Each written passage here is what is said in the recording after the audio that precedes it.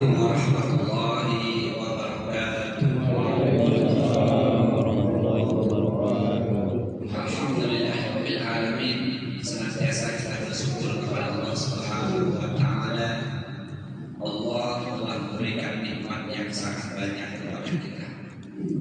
Kemudian salawat dan salam semoga senantiasa tercurahkan kepada teladan terbaik kita Nabi Muhammad sallallahu alaihi wasallam, kepada keluarganya, sahabatnya, dan pengikutnya dari awal hingga akhir zaman. Allahumma amin.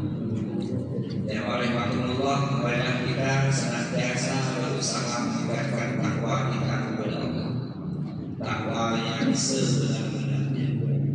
Apa yang Allah dan Rasulnya perintahkan kita kerjakan, apa yang Allah dan Rasulnya larang kita tinggalkan.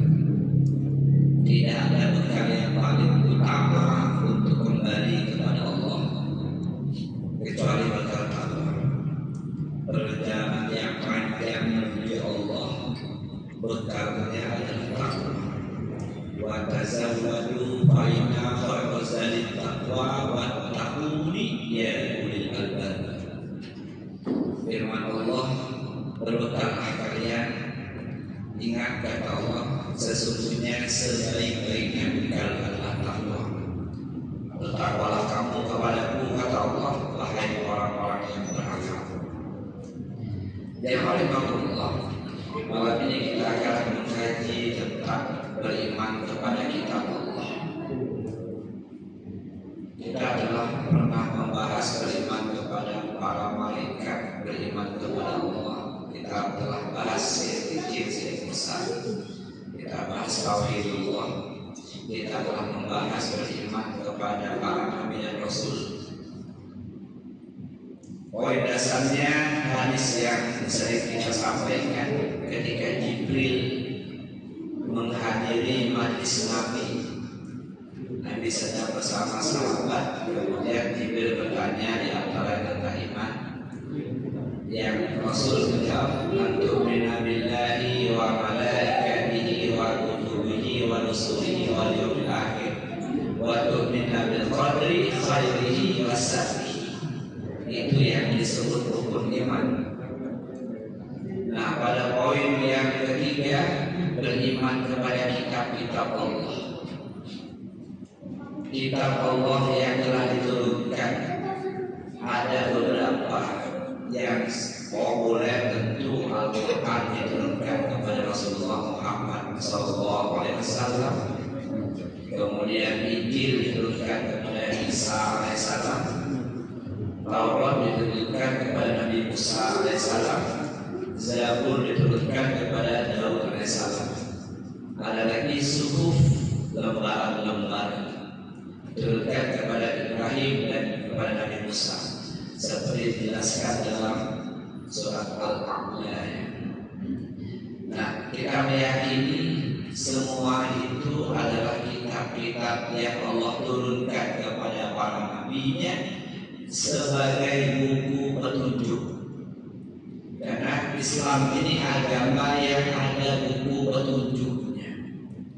Kita ini tidak akan kepayahan dalam agama ini kalau mengikuti petunjuk itu. Islam ini tidak memberatkan. Ada ayat yang populer di Al-Baqarah itu, la yukallifullahu nafsan illa wus'aha. Itu tafsirnya. Tafsirnya kalau kita baca itu, Allah tidaklah membebani hambanya dengan syariat agama ini kecuali hamba itu pasti mampu melakukannya, mampu menjalaninya, mampu melaksanakannya. Jadi jangan salah tafsir. Sering orang menafsirnya Allah memberi musibah pasti mampu, banyak yang mampu, stres. Ya, gila.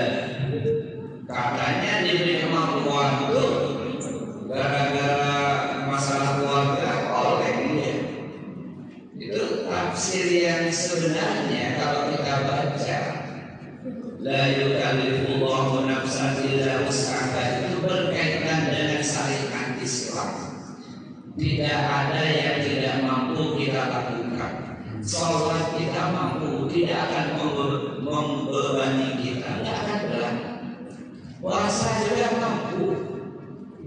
Haji itu khusus bagi yang mampu secara 2 hal istiqomah, ya, harta dan juga kesempatannya, perjalanannya. Nah, dia Allah. Jadi kalau patokan kita Quran dan hadis, petunjuk, pedoman, dalil dalam beragama ini, maka semua pasti mampu. Allah tidaklah membebani hambanya melebihi kemampuannya. Pasti mampu dia melaksanakan syariatnya. Nah, dia boleh mampu Allah.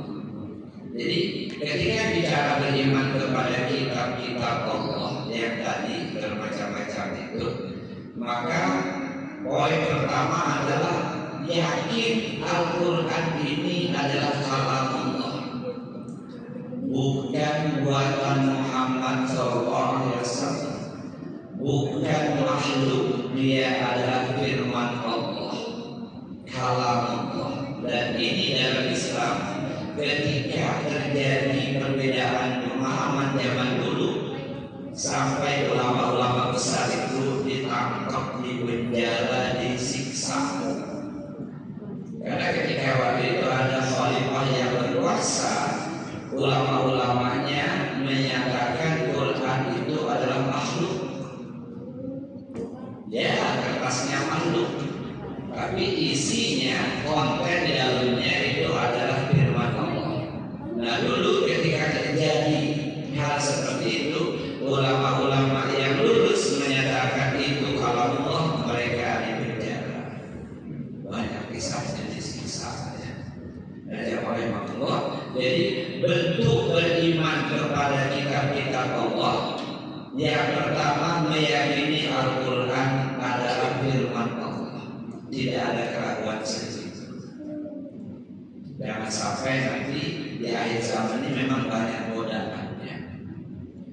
Tapi kok bisa berbeda nanti dalam jumlah ayatnya? Dulu ketika dituliskan oleh para sahabat Nabi, tidak ada tanda baca, tidak ada panjang pendek, tidak ada titik. Batanun, ya, batanun utamanya tidak ada belas. Kalau kita tidak mampu membacanya, maka diberi tanda baca dan harokat supaya kita mampu membacanya. Kemudian ketika mengelompokkan ayat, terjadi perbedaan pendapat. Sebagian memasukkan basmalah bagian dari ayat, itu aja sudah 114. Sebagian dia bukan merupakan bagian dari ayat, hanya pemisah antar surat. Kemudian ada ayat-ayat seperti Yasin, Alif Lam Mim, ada yang tidak dimasukkan sebagai ayat, ada yang dimasukkan, sehingga ada bermacam pendapat berapa jumlahnya.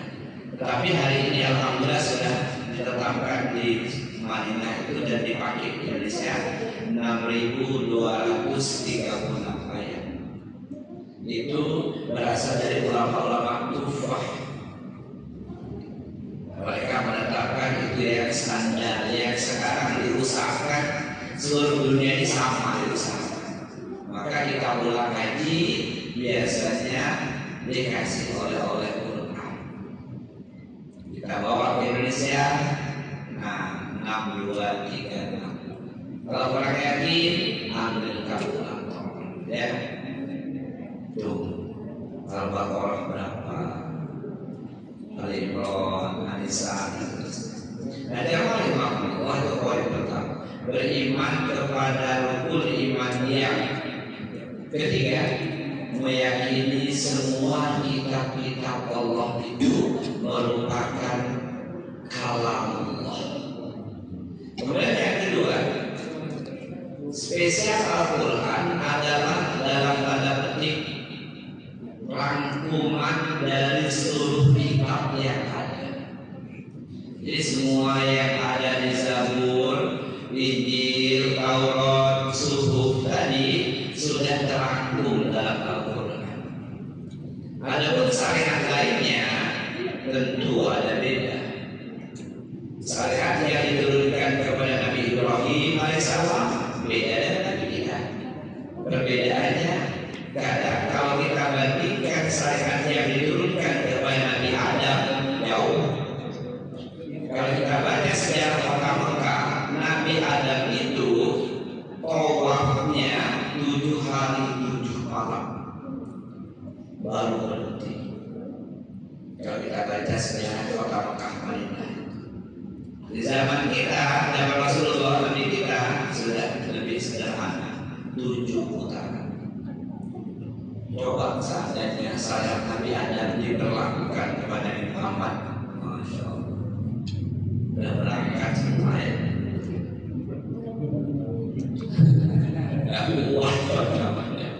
Itu aja kita lihat hari ini aja video dari cara ngunci dia nggak bisa bergerak sampai terhalangi pasti berdiri kan. Gitu ya, dikit semakin tinggi pasti karena ada yang tak bergerak lagi saking ramainya. Nah, yang paling Allah jadi meyakini yang pertama ini, yang kedua meyakini bahwa Al-Quran merupakan rangkuman dari kitab sebelumnya diturunkan melalui perantaraan malaikat Jibril. Jadi tidak ada keraguan, jangan sampai berpikir bahwa ada perantara yang lain selain Jibril alaihissalam. Yang jelas malaikat Jibril yang diberi wewenang khusus untuk menyampaikan wahyu Allah Al-Quran kepada Rasulullah yang kita paham semua. Surat yang pertama adalah Al-Nas itu. Yang Iqra itu adalah surat apa itu? Al-Alaq, 5 ayat pertama. Itu atur ini Al-Nas ini kan yang terakhir. Dan di situ Jibril setelah turun ketika menyampaikan, mentalakikan kepada Rasulullah, Jibril berwujud manusia biasa. Tapi setelah Nabi turun dari Gua Hira, turun sampai bawah, Jibril turun juga. Jibril menampakkan rupanya yang asli. Itu yang bikin Nabi ketakutan pulang minta diselimuti. Karena melihat pemandangan yang luar biasa. Jibril 600 pasang sayapnya. Ya, kita ketemu hewan aneh aja langsung ketakutan. Zaman-zaman jelmaan jin tadi. Padahal kucing goreng. Ya, ketemu di kebun kita yang ada tumpayannya tinggi, tumpayan mata satu. Nah, kayaknya anak dajjal. Apalagi Rasulullah pertama kali lihat Jibril ketakutannya. Nah, Allah. Jadi dalam hal yang poin kedua ini, bentuk beriman kepada kitab Allah. Yang kedua, yakin perantaranya hanya Jibril, tidak ada yang lain. Tidak juga mampu Qur'annya.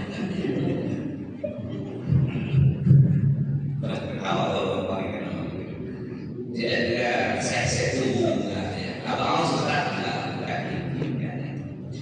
Wa innahu la tanzilu rabbil alamin nazala bihi ruhul amin ala qalbika litakuna minal munzirin. As-Surah 192 sampai 194. Dan sesungguhnya Al-Quran ini benar-benar diturunkan oleh Tuhan semesta alam, yang dibawa turun oleh Ruhul Amin Jibril ke dalam hatimu Muhammad SAW, agar kamu menjadi salah seorang di antara yang memberi peringatan. Jadi bukti kenabian itu adalah diturunkannya Al-Quran, diturunkannya kitab, diturunkannya kalam Allah kepada orang-orang yang Allah pilih. Itu bukti kenabian, diberi wahyu dari Allah melalui malaikat Jibril alaihissalam. Dijelaskan ulama ada salah satu dasar banyak. An-Nisa 65, kemudian apalagi ada beberapa surat dan ada ayat-ayat yang menekankan betul-betul ada Jibril, Ruhul Qudus, ya, Jibril alaihissalam. Nah, jamaah Allah, karena Jibril ini diberi tugas istimewa ini, maka Jibril menjadi malaikat yang paling utama, yang paling mulia. Jadi pernah saya sampaikan mungkin di mimbar Jumat, siapapun, apapun yang bersentuhan dengan Al-Quran, dia menjadi mulia. Malaikat yang membawanya, malaikat yang paling mulia. Malam diturunkannya, malam yang paling mulia. Bulan diturunkannya, bulan yang paling mulia. Nabi yang menerimanya menjadi yang paling mulia. Para hadis Quran dan hadis itu luar biasa. Kalau kita hafal 30 juz, lolos jadi imam di Qatar, 150 juta minimal gajinya. Kerjaannya nggak ada lain, ngopi sama jadi imam. Ngopi dulu maksudnya.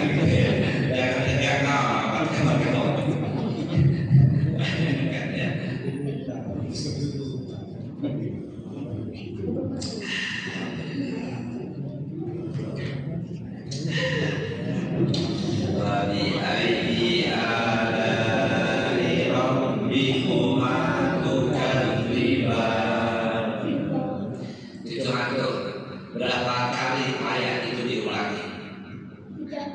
Berapa? 3 kali salah, jauh.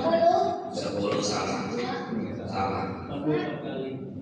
31 kali. Maka nikmat Tuhan mana lagi yang kamu dustakan? Enggak ya Allah, kami tidak mendustai nikmat Tuhanmu. Kopi ini nikmat yang luar biasa. Ya, sampai ketika minumnya mengeluarkan kata supaya buatnya kamu semangat. Baik, jadi mengimani yang menurunkannya adalah malaikat Jibril. Jawab Allah yang ketiga, beriman kepada kitab Allah. Bentuk yang ketiga adalah membenarkan apa-apa yang ada di dalamnya, membenarkan, meyakini bahwa semua yang tertulis di dalamnya adalah kebenaran. Tidak ada sedikit pun keraguan, terjadi penyimpangan. Jangan-jangan sudah berubah. Karena hari ini banyak kelompok yang mengatakan Quran itu sudah tidak relevan lagi dengan zaman mengerikannya. Yang ngomong tuh profesor doktor, tidak cocok lagi, ya, sedikit lagi. Dan banyak berikutnya, ya. Contohnya apa? Contohnya bahwa hanya Allah yang tahu terhadap janin yang berada dalam rahim. Nah, udah menurut saya itu bukan kawan yang orang lain, yang tadi itu kan orang-orang yang agak aneh. Kok sudah nggak berlaku lagi? Enggak lah, sekarang kan udah bisa USG lagi perempuan, ya, normal, stunting, kurang gizi. Berarti ayat yang menyatakan hanya Allah yang mengetahui apa yang ada dalam rahim sudah tidak relevan, karena sekarang sudah ada alat canggih USG 5 dimensi, terdengar jantung.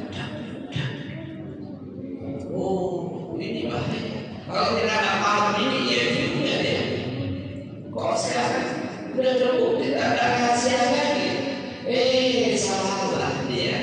Dia hanya membaca tekstualnya saja. Tapi yang dimaksud ayat itu hanya Allah yang mengetahui apa yang ada dalam rahim wanita itu. Maksudnya adalah nasibnya, ibadahnya, rezekinya, amalnya, hidupnya, matinya, surganya, nerakanya, bukan hanya sekedar kulitnya doang. Kawan-kawan tuh kalau ada orang anti komplain, maksudnya bukan sejenis itu bro. Maksud ayat itu semua yang akan terjadi pada bayi dalam rahim itu hanya Allah yang tahu. Apakah dia nanti kaya, miskin, ganteng, nggak ganteng, bukan sekedar beres lah. Oh, itu dia. Jangan mudah terpengaruh dengan orang-orang yang meragukan kebenaran apapun yang disampaikan oleh Al-Quran. Banyak nanti salah satu contoh hujan, hanya Allah yang tahu hujan kapan diturunkan, berapa volumenya. Kata orang BMKG, kami udah tahu Ustaz.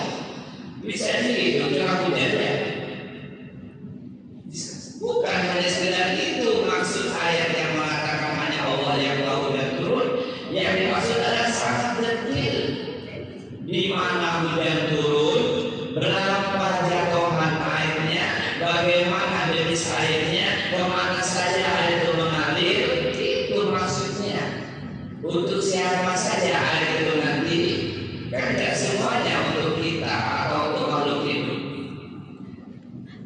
Ya, jadi jawab rahimahullah, poin yang ketiga ini beriman terhadap apapun yang disampaikan Al-Quran pasti benar. Jadi jangan sampai nanti kita ketika mendapatkan kajian mulai mengamati Quran bahwa Quran itu sudah relevan, Quran itu berapa ayatnya itu nggak cocok lagi, tidak. Nah, yang bentuk beriman kepada kitab Allah spesialnya Al-Quran. Yang keempat, tunduk dan patuh terhadap apa yang disampaikan Al-Quran. Jangan pilih-pilih. Ya, tentu dengan pemahaman yang benar, pemahaman para salafus salih. Buat orang yang kita bahas ya, ada orang yang juga menjadikan Quran sebagai landasan pedoman beragama, tetapi memahaminya dengan cara mereka sendiri. Yang kemarin, la hukmu illa lillah, tidak ada hukum kecuali hukum Allah. Quran jelaskan, maka perangilah orang-orang kafir itu. Ya. Terbas ayatnya kalau kamu ketemu. Dia nggak baca di konteks ayat ini. Kapan kejadiannya ini? Ini yang sering juga masuk ke waktu 3 tadi dijadikan landasan untuk membenci, menyampaikan ujaran kebencian kemana-mana. Nih, kamu baca Quran kamu. Kalau ketemu orang kafir sudah bebas. Apapun yang Quran katakan, sami'na wa ata'na. Quran mengatakan ya bani Adam, khuzu zinatakum inda kulli masjid wa kullu wasrafu wa la tusrifu innahu la yuhibbul musrifin. Ya itu Adam.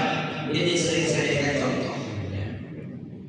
Kenapa? Karena saya menemukan cucu Adam ini kalau dia ke masjid mau ibadah, kadang tampil ala kadarnya.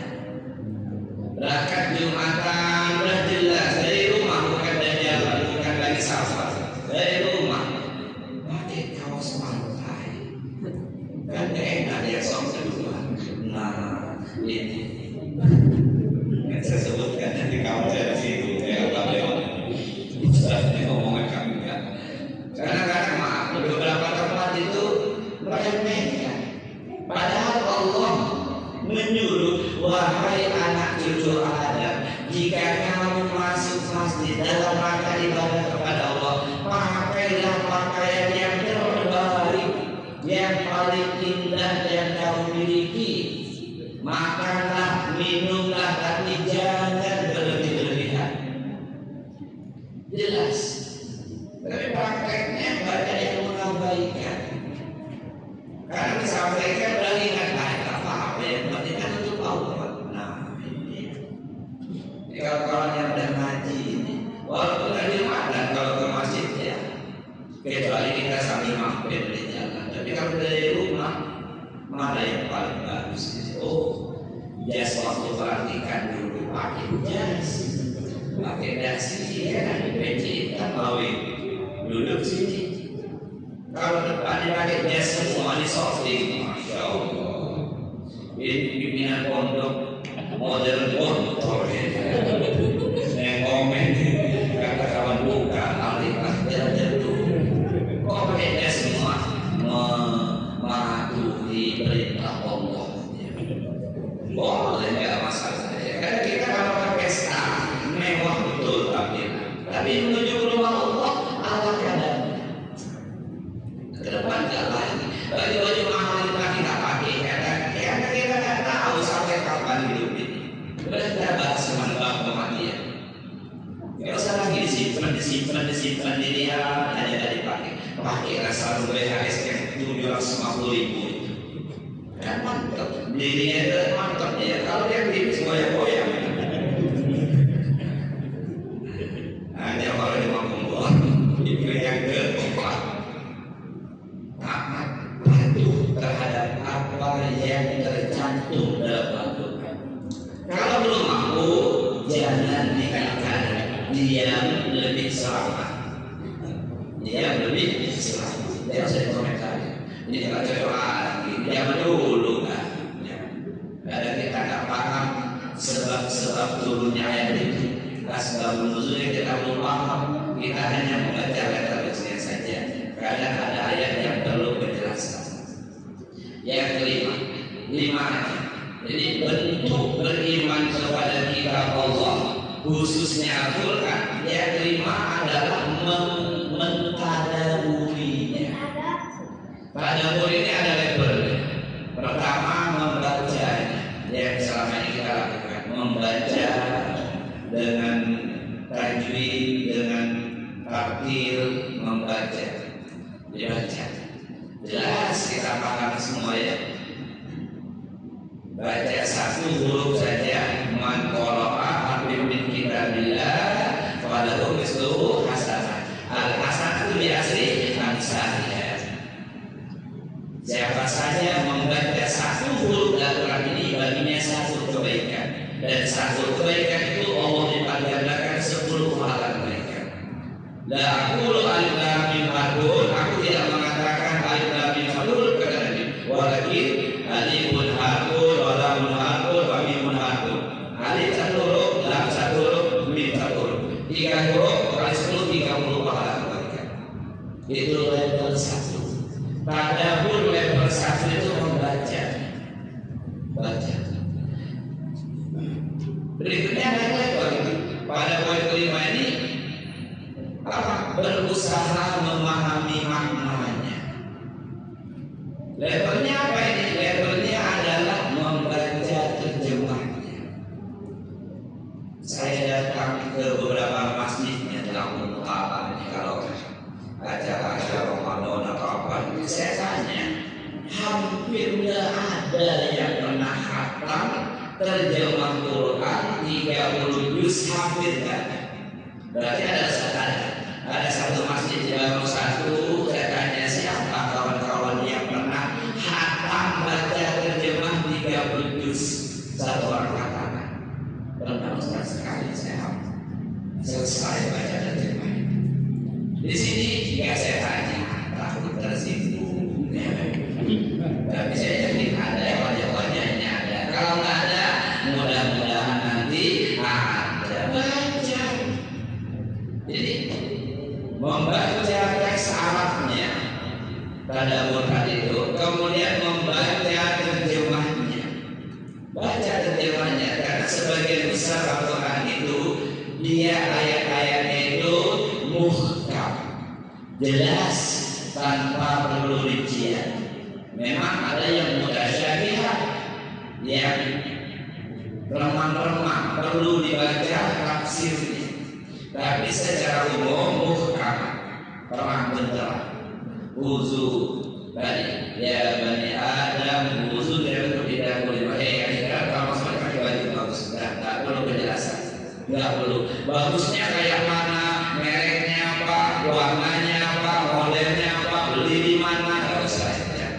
Udah tahu kan beli di mana.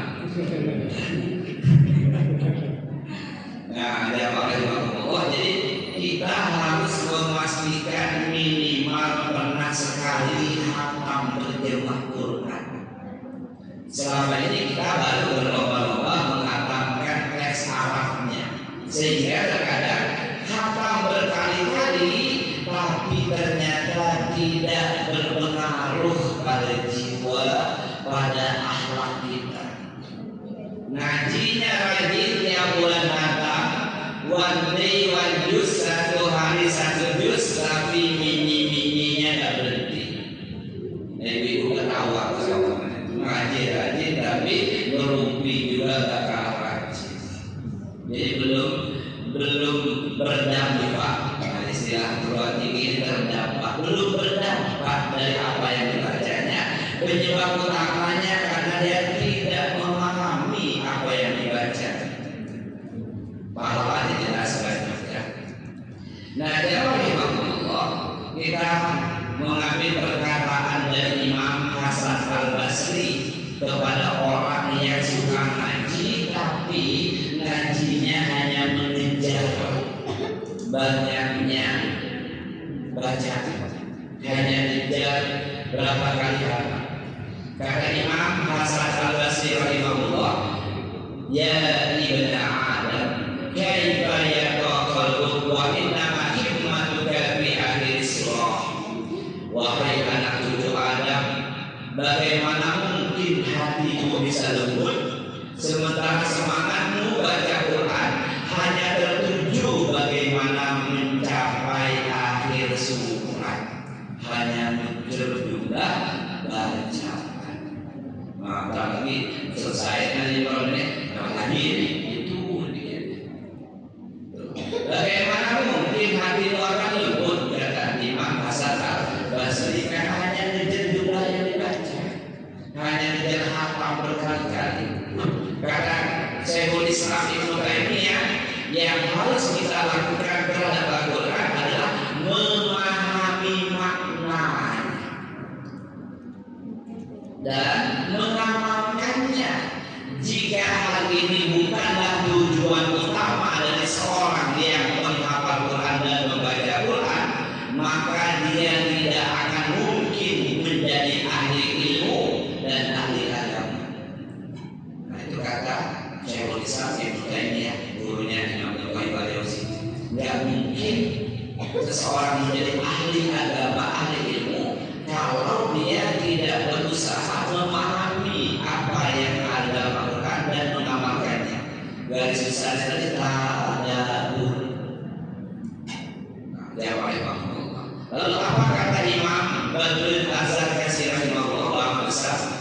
Man lam yakul lahu ilmun wa fahmun wa taqwa wa tadabbur lam yadrak bil lazatil Qur'ani syai'an.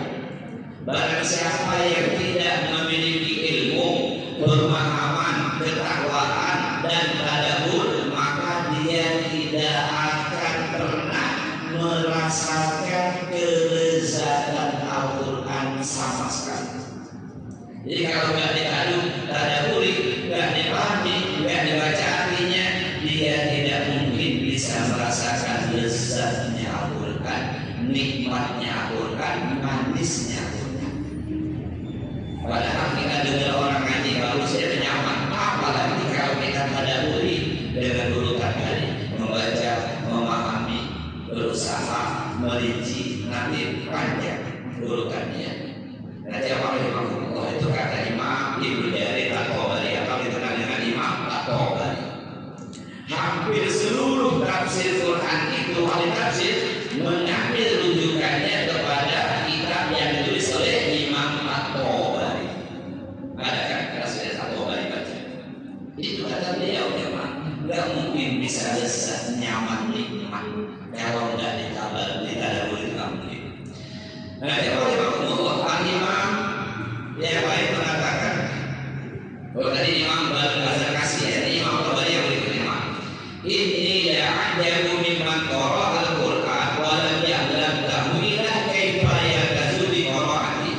Sungguh aku heran kepada orang yang membaca Quran tetapi tidak mengetahui tafsirnya, tidak paham maknanya. Mirip dengan perkataan Imam Al-Badruli tadi, bagaimana mungkin dia bisa merasakan kelezatan dari apa yang dia baca. Nah ini Imam Al-Badruli tadi, Imam Al-Badruli kasih makna sama, maksud mereka beliau sama. Nggak mungkin engkau akan merasakan lezatnya Quran, nikmatnya Quran kalau kau nggak paham terhadap apa yang kau baca. Kita ini orang biasa, bukan ahli bahasa Arab, nggak ngerti, kita hanya baca-baca, ada pahalanya. Tapi pengaruhnya kepada jiwa sangat kecil. Nanti apa Imam? Penutupnya Imam Ibnu Qayyim al-Jauziyah, muridnya Imam saya boleh sampaikan tadi. Kata beliau, "Faiza qara'tu bi tafakkur hatta marami ayat wa huwa mutalib ilayya bi sifatil qalbi qarrara wa law mi'ata maratan wa law laylatan wa qira'atu ayatihi bi tafakkur wa tafakkur khairan min qira'ati khatmati bi ghairi tadabbaru wa tafahum wa anfa'u lil qalbi wa anila hasuri imani wal dauki halawatil Quran." Halawatil Quran lezatnya. Kata Imam Ibnu Qayyim al-Jauziyah, jika seseorang membaca Al-Quran dengan perenungan hingga sampai pada sebuah ayat yang dia butuhkan untuk mengobati hatinya, maka dia mengulang-ulang ayat tersebut walaupun sampai 100 kali atau bahkan sampai semalaman, ya. Maka membaca satu ayat dengan memikirkannya, merenunginya, memahaminya itu lebih baik dan lebih bermanfaat untuk hati dan lebih mampu untuk memupuk iman dan merasakan manisnya Al-Quran daripada sekedar menghatamkan Al-Quran tanpa mentadabburinya dan memahaminya. Singkatnya, baca satu ayat itu diulang-ulang, dipahami, direnungkan. Ayat itu ternyata menyangkut hati, menyangkut penyakit yang ada pada dirinya. Kalau kita tidak baca terjemahannya, mana mungkin kita ngerti ayat ini bicara apa? Kita manusia biasa, bukan ahli ulama. Tapi kalau kita baca artinya, kita tahu, oh ini ngobatin hati yang keras. Ini kisahnya zaman Nabi atau zaman dulu sebelum Rasulullah. Nah, dibaca berulang-ulang itu lebih baik, kata Imam Ibnu Qayyim al-Jauziyah, daripada engkau menghafalkan Quran yang 31 ayat.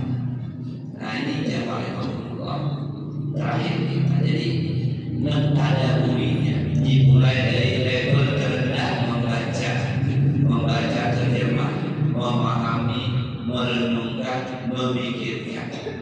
Jadi 5 cukup. Nanti kalau ditambah yang kenal, mengajarkannya, ya, bentuk iman kepada kitab Allah tadi. Yang pertama, meyakini Al-Quran adalah kalam Allah. Yang kedua, meyakini beriman diturunkan oleh malaikat Jibril. Yang ketiga, meyakini kebenaran Al-Quran, tidak ada kekhawatiran sedikit pun. Yang keempat, apa itu? Taat dan patuh terhadap apa yang ada dalam Al-Quran. Yang kelima, mentadabburinya. Poin kelima itu saya kira penting untuk kita, ya. Beli Quran terjemah, baca. Pastikan sebelum malaikat maut datang menjemput, kita pernah menghatamkan terjemah Quran.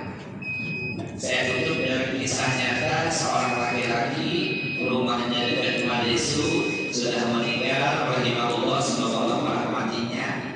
Udah berapa puluh tahun yang lalu beliau mendatangi saya, ketemu di mana? Tanya, Ustaz, antum udah pernah belum baca terjemah Quran sampai selesai? Saya bilang belum. Saya udah pernah. Saya bilang, apa yang antum dapatkan? Luar biasa. Dulu saya sholat itu, sholat aja dulu. Saya ke masjid hanya waktu tertentu.